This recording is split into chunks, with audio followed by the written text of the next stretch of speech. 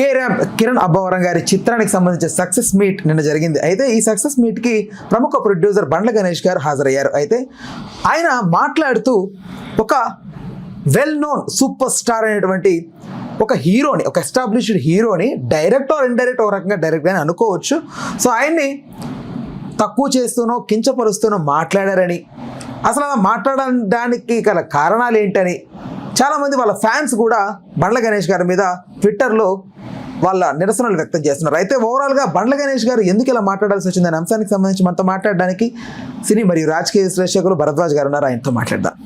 Sir నమస్తే. నమస్తే sir. అది అన్నాడు పక్కాగా ఒకరినైనా తెలుస్తోంది. అందరి నోట్లో వినిపిస్తున్న మాట ఏంటంటే అది విజయ్ దేవరకొండనే అన్నారనేది ఆల్మోస్ట్ అందరూ మాట్లాడుకొస్తున్నారు. అంటే ఏమున్నాయి కాన్ఫ్లిక్ట్ వాళ్ళ మధ్యన? అంటే గతంలో ఈయన నిర్మాత బేసికల్ గా ఈయనకి బాగా పరిచయస్తున్నటువంటి డైరెక్టర్లు చాలా మంది ఉన్నారు. ప్రధానంగా హరీష్ శంకర్. అలా వీళ్ళు ఒక సినిమా ప్లాన్ చేసి అది రకరకాల కారణాల చేత వాయిదాలు పడుతూ ఆగిపోయింది, అంటే కామా పెట్టి ఆపేశారు అనేది చాలా కాలం సర్క్యులేట్ అయింది బయట.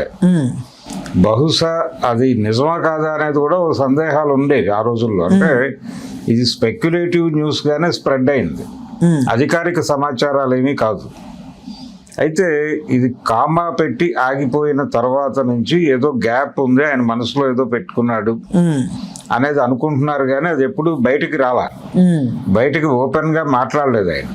అయితే నిన్న ఆయన కిరణ్ అబ్బవరం గురించి మాట్లాడుతూ ఒక సినిమా హిట్ అవగానే కాస్ట్యూమ్స్ దగ్గర నుంచి అన్ని మార్చేసేటువంటి హీరోలను చాలా మందిని చూశాను. మెయిన్ గా వాట్సాప్ అనేది విజయ్. అదే వాట్సాప్ అంటాము. తర్వాత ఆయన కాస్ట్యూమ్ లూజ్ ప్యాంట్ కూడా మాట్లాడాడు. ఆయన నిజంగానే అర్జున్ రెడ్డి సక్సెస్ తర్వాత తను హాజరైన ప్రతి ఓపెన్ ఈవెంట్ కి కొంచెం డిఫరెంట్ కాస్ట్యూమ్ తో రావటం అనేది మొదలుపెట్టాడు. జనరల్ గా హీరోయిన్లు డిఫరెంట్ కాస్ట్యూమ్ తో వచ్చినప్పుడు దాని మీద వార్తలు రాయటం అనేది మీడియాకు ఒక అలవాటు. వార్తలు రాయటము, వార్తలు మాట్లాడటము అనేది మీడియాకు ఒక అలవాటు. అయితే విజయ్ దేవరకొండ హాజరైనటువంటి ఈవెంట్స్ కు సంబంధించి ఆయన కాస్ట్యూమ్ గురించి రాయటము, మాట్లాడటము మొదలైంది. బహుశా అది ఆశించే అతను అలా డిఫరెంట్ కాస్ట్యూమ్ డిజైన్ తో అలా వచ్చేవాడు అని అనిపిస్తుంది. గుర్తుండేది అయితే ఒక ఈవెంట్ కి పంచ కట్టుకుని వచ్చాడు ఆయన, అడ్డ పంచ కట్టుకుని వచ్చాడు. అది టాక్సీ వాళ్ళ దేనికో టాక్సీ వాళ్ళ అనుకుంటా. అలా ఒక ఈవెంట్ కి అలా లూజ్ ప్యాంట్ వేసుకుని వచ్చాడు. అలా ఒక్కొక్క ఈవెంట్ కి ఒక్కొక్క డిఫరెంట్ కాస్ట్యూమ్ లో కనిపించటం అనేది ఒక ట్రెడిషన్ గా మార్చాడు ఆయన. అందుకని ఇమ్మీడియట్ గా ఇతను ఎప్పుడైతే ఆ మాట అన్నాడు, కాస్ట్యూమ్ గురించి మాట్లాడాడు బండ్ల, ఎప్పుడైతే ఆ కాస్ట్యూమ్ ప్రస్తావన తీసుకొచ్చాడో ఇమ్మీడియట్ గా అందరి ఫోకస్ విజయ్ దేవరకొండ వైపు వెళ్ళిపోయింది. వెళ్ళిపోవటం, అలాగే గతంలో వీళ్ళ మధ్య సినిమా ఒకటి చేయబోయారు అనేటువంటి స్పెక్యులేటివ్ న్యూస్ ఉండటం, ఈ రెండింటిని కనెక్ట్ చేసుకుని అప్పటి కడుపుమంట ఇప్పుడు తీర్చుకున్నాడు. అంటే మొన్న కూడా లిటిల్ హార్ట్స్ అనే ఒక సినిమా వచ్చి బ్లాక్ బాస్టర్ అయింది. ఆ టైంలో కూడా బండ్ల గణేష్, విజయ్ దేవరకొండ ఎదురుగా, అంటే ఈయన స్టేజ్ మీద మాట్లాడుతుంటే ఆయన కింద కూర్చోన్నాడు. ఆ టైంలో పిల్లాడికి అదే హీరోకి చెప్తూ ఉండడం, దాన్ని విజయ్ దేవరకొండ తిరస్కరించాడు. అక్కడ కాన్ఫ్లిక్ట్ వచ్చిందని రకరకాలుగా మాట్లాడలేదు. రకరకాలు ఉన్నాయి. అంటే ఆ రోజు కూడా, అంటే ప్రతి సందర్భంలోనూ ఆయన ప్రతి హీరోకి, ఆ రోజు లిటిల్ హార్ట్స్ అప్పుడు నిన్న జరిగినటువంటి ఈవెంట్లో కిరణ్ అబ్బవరంకి కూడా, మీరు ఒక సినిమా హిట్ అవగానే మారిపోకండి అనేది రిపీటెడ్ గా చెప్తున్నాడు. అదే రిపీటెడ్ గా చెబుతూ, మీరు ఒక సినిమా హిట్ అవగానే యాటిట్యూడ్ అని, అలాగే నాకు ఈ డైరెక్టర్ కావాలి, ఆ డైరెక్టర్ కావాలి, రాజమౌళి కావాలి, అనిల్ కావాలి, అనిల్ రావిపూడి కావాలి, లేకపోతే జేమ్స్ కెమెరూన్ కావాలి అని చెప్పి మీరు డిమాండ్ చేయటువంటి, మా సినిమా బడ్జెట్ ఎంత ఉండాలి, పాన్ ఇండియా సినిమా అయి ఉండాలి. ఒక సినిమా హిట్ అవగానే, లోకల్ మార్కెట్లో ఒక హిట్ అవగానే ఇమ్మీడియట్ గా వీళ్ళ చూపులు పాన్ ఇండియా మార్కెట్కి వెళ్ళిపోతున్నాయి. వెళ్ళిపోయి 60 కోట్లు ఇస్తావా, 70 కోట్లు ఇస్తావా, 100 కోట్లు ఇస్తావా, బలానా డైరెక్టర్ని పెట్టు అని ప్రొడ్యూసర్లకు ఆంక్షలు విధించటము, బలానా డైరెక్టర్ దగ్గర ఈ కథ ఉంది అది పిక్ చేయండి నేను యాక్ట్ చేస్తాను, ఇలాంటి అడ్వైజర్స్ ఇవ్వటము, ఇవన్నీ చేస్తున్నారు హీరోలు అనేది బండ్ల గణేష్ ఓపెన్ గా మాట్లాడాడు. కానీ నిజానికి ఇండస్ట్రీలో చాలా మంది మనసుల్లో ఇలాంటి అభిప్రాయాలు ఉన్నాయి. అంటే ఇప్పుడు లోకల్ మార్కెట్కి కన్ఫైన్ అయ్యి సినిమాలు చేస్తున్నటువంటి హీరోలు తక్కువగానే ఉన్నారు.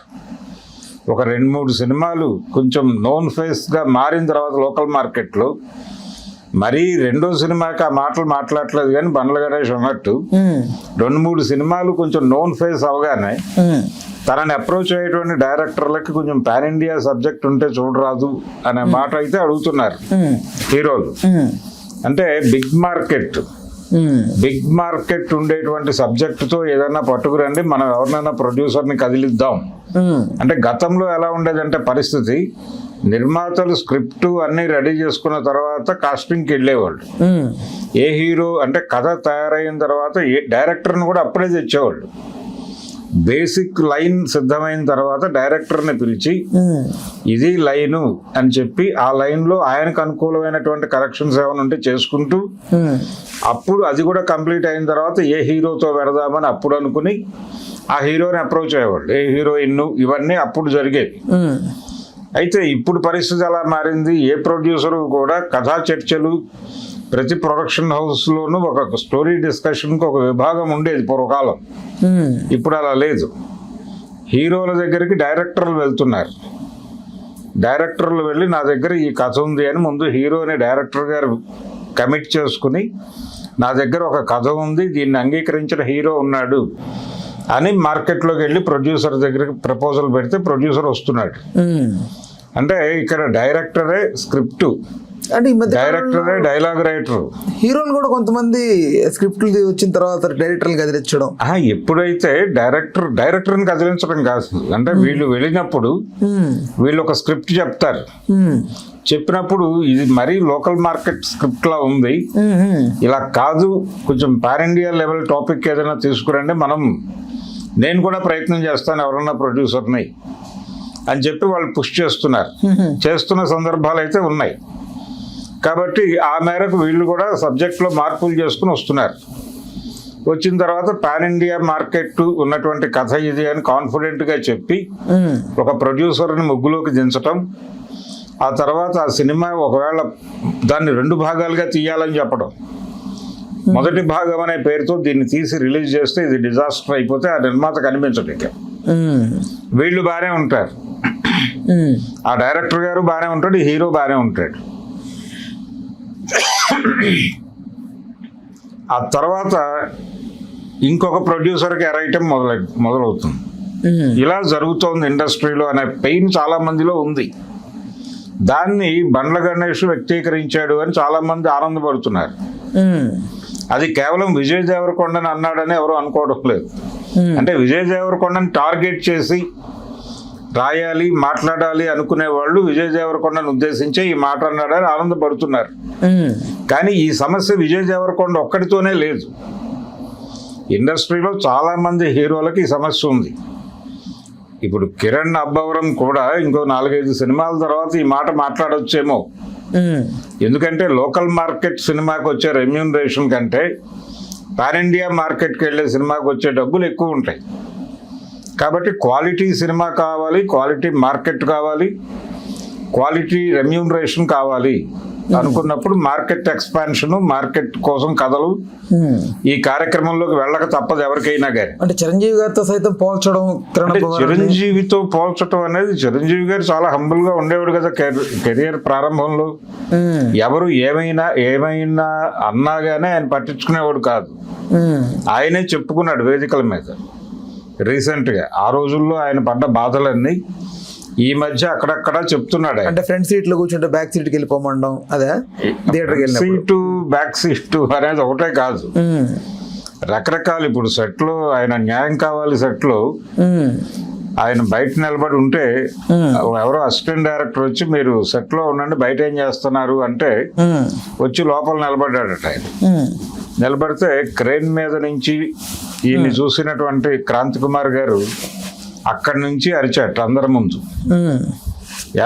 నువ్వేమైనా పెద్ద హీరోవా, ఏమనుకుంటున్నావు, నువ్వు పెద్ద సూపర్ స్టార్ లాగా వచ్చి నిలబడ్డావు, సెట్లో బయట పోవు అన్నట్టే. అది కాదండి, అసిస్టెంట్ డైరెక్టర్ గారు రమ్మంటే వచ్చి ఇక్కడ నిలబడ్డాను అన్నట్టు. ఎవరో చెప్తే నువ్వు వచ్చేస్తావా, వెళ్ళి బయట నిలబడు అన్నట్టు ఆయన మళ్ళీ పైనుంచి. దాంతో ఏమిటా ఇలా అన్నాడు ఈయన అనుకుని బాధపడుతూనే బయటకు వెళ్ళిపోయాను నేను. కానీ నాలో పట్టుదల పెరిగింది ఆ రోజునే. ఆయన అన్నట్టుగానే సూపర్ స్టార్ అయి చూపించాలి అని అనుకున్నాను అని చెప్పాడు ఈ మధ్య ఒక వేదిక మీద ఆయన. ఇలా చాలా సందర్భాల్లో ఆ రోజుల్లో తనని సఫికేట్ చేసిన వాళ్ళ గురించి నెగిటివ్గా కాకుండా పాజిటివ్గానే చెప్తున్నాడు ఇప్పటికీ. ఇప్పుడు ఆయన సీరియస్గా ఆ రోజుల్లో నన్ను ఇలా అనేవాళ్ళు అని చెప్పచ్చు, కానీ అలా చెప్పట్లేదు. ఇది కూడా హంబుల్గానే చెప్తున్నాడు. సబ్మిసివ్గా మాట్లాడటం అనేది చిరంజీవి గారి పద్ధతి. ఎవరిని హర్ట్ చేయకుండా మాట్లాడాలి అని ముందే అనుకుంటాడు ఆయన. అనుకుని ఆ పద్ధతిలోనే వెళ్తాడు. అలా హంబుల్గా ఇప్పటికీ చిరంజీవి హంబుల్గా ఉన్నాడు. ఆయన తెర వెనక చాలా వ్యవహారాలు, ఆయన గురించిన ప్రచారాలు ఉన్నాయి. ఉన్నప్పటికీ తను కనిపించినంతసేపు, ప్రజలకి కనిపించినంతసేపు చాలా హంబుల్గా ఉంటాడు ఆయన. దాంతో ఈ హంబుల్నెస్ చూసినటువంటి జనాలకి చిరంజీవి తెర వెనక ఇలా ఉంటాడు అని చెప్పిన మాటలు కరెక్ట్ కావు. ఏదో కడుపు మంటతో చెప్తున్నారులే, అతను బాగానే ఉంటాడు కదా అని అనుకుంటారు. సరే, తెర వెనక ఏమున్నప్పటికీ ముందు బయటకు కనిపించడమే యాటిట్యూడ్తో కనిపిస్తున్నటువంటి హీరోల గురించి ఈయన బాధపడ్డాడు బండ్ల గణేష్. అయితే ఈ తెర ముందు యాటిట్యూడ్తో కనిపించిన హీరోలు నిజంగా అదే యాటిట్యూడ్తో ఉంటారా? యాటిట్యూడ్తో ఉండటం తప్పేం కాదు కదా, ఉండటం తప్పు లేదు. ఆయన ఏదో బట్టలు వేసుకున్నాడు, లేదు మార్కెట్ విస్తరణ కోసం ప్రయత్నం చేశాడు, అదేం తప్పేం కాదు. అది విజయ్ దేవరకొండ గురించి అన్న మాటే అనే దానిలో ఇంకొక రీజన్ ఏంటంటే logic. Vijay Devarakonda pan India ప్రాజెక్టుల వైపు టెంప్ట్ అయ్యాడు. ఏది గీత గోవిందం తర్వాత పూరితో ఆయన చేసినటువంటి లైగర్ పాన్ ఇండియా ప్రాజెక్టే. అక్కడి నుంచి తనకి పాన్ ఇండియా మార్కెట్ క్రియేట్ అవుతోంది అనేటువంటి ఒక మూడ్ క్రియేట్ అయింది. ఆయనకి సంబంధం లేకుండా మొదలైంది. నెమ్మదిగా ఆయన కూడా తనని తాను పాన్ ఇండియా మెటీరియల్గా అనుకోవడం ప్రారంభించాడు. ఈ అనుకోవడం ప్రారంభించిన నేపథ్యంలోనే ఆ తర్వాత ఆయన చేసినటువంటి సినిమాల్లో లోకల్ మార్కెట్ కంటే ఎక్కువ డబ్బులు ఖర్చు పెట్టడం అనేది జరిగి అది ఫైనల్గా అటు వెళ్ళక ఇక్కడ నడవక భారీ నష్టాలు తెచ్చినటువంటి పరిస్థితి కూడా ఉంది. అందుకని వీటన్నిటినీ దృష్టిలో పెట్టుకుని బండ్ల గణేష్ టోటల్గా తెలుగు సినిమా హీరోల మీద సెటైర్ వేశాడు అనుకోవచ్చు. ఆయన మనసులో విజయ్ దేవరకొండ ఉంటే ఉండవచ్చు, ఉన్నాడు అనడానికి ఎన్ని ఆధారాలు ఉన్నాయో అన్ని ఆధారాలతోనూ టోటల్గా సినిమా ఇండస్ట్రీలో హీరో మెటీరియల్గా ఉన్నటువంటి వాళ్ళందరూ కూడా, అంటే కొత్త తరం వల్ల ప్రధానంగా అందరూ ఎవరైనా సరే, ఇప్పుడు హిందీ సినిమాలో నటించటం కూడా నాకు ఇష్టం లేదు అని మహేష్ బాబు అన్నాడు. ఆ బయట ఉంది ఇప్పటికీ యూట్యూబ్లో లైవ్గానే. ఆయన ఇప్పుడు ప్రపంచ మార్కెట్ సినిమాకి నటిస్తున్నాడు. ఆ తర్వాత నెక్స్ట్ ఆయన లోకల్ మార్కెట్ సినిమాలు చేయడు కదా. అంటే పాన్ ఇండియా మార్కెట్కి వెళ్ళినటువంటి ప్రభాస్కి 100 కోట్ల రెమ్యూనరేషన్ రావటం అనేది సాహో సినిమాకి చూశారు అందరూ. అక్కడి నుంచి ప్రతి హీరోకి పాన్ ఇండియా మార్కెట్కి వెళ్ళాలనే ఉద్దేశం ఏర్పడుతుంది కదా. అక్కడి నుంచి పరుగు మొదలైంది. ఈ పరుగు మొదలయ్యి ప్రతి నోన్ ఫేస్ ఉన్నటువంటి హీరో కొంచెం మన ముఖం ప్రచారం అయిపోయింది, జనాల్లో మన గురించి తెలుసు, మనకంటూ ఒక అభిమాన గణం, అభిమాన దళం ఏర్పడింది అనే కాన్ఫిడెన్స్ వచ్చిన తర్వాత నెమ్మదిగా మార్కెట్ ఎక్స్పాన్షన్ మీద దృష్టి పెడుతున్నారు. తమ దగ్గరికి వచ్చిన రచయితలకి, డైరెక్టర్లకి ఆ మాట చెప్తున్నారు, బాబు నువ్వు పట్టుకొచ్చావు కథ బాగానే ఉంది కానీ కొంచెం మార్కెట్ స్పాన్ పెంచి ఇంకేదైనా కొత్త పాయింట్తో రా మనం మాట్లాడదాం అని హీరోలు చెప్పడం లేదు అని అనమనండి అంటున్నారు. ఎందుకు అంటున్నారు అంటే పాన్ ఇండియా మార్కెట్కి ఎక్స్పాండ్ కావడం కోసం. ఆ తపన ప్రతి వారిలోనూ ఉంది. అయితే కిరణ్ అబ్బవరం ఇప్పటిదాకా ఆ మాట అనటం లేదు కాబట్టి బండ్ల గణేష్కి నచ్చాడు, నన్ను అభినందించాడు. అంటే పాన్ ఇండియా రేంజ్కి వెళ్ళిపోతే అతని రెమ్యూనరేషన్ పెరిగిపోతుంది, అతన్ని తట్టుకోవడం కష్టంగా మారుతుంది. ఇప్పుడు గబ్బర్ సింగ్ అనేటువంటి సినిమా తీసినప్పటి పరిస్థితి పవన్ కళ్యాణ్కి ఇప్పుడు లేదు కదా.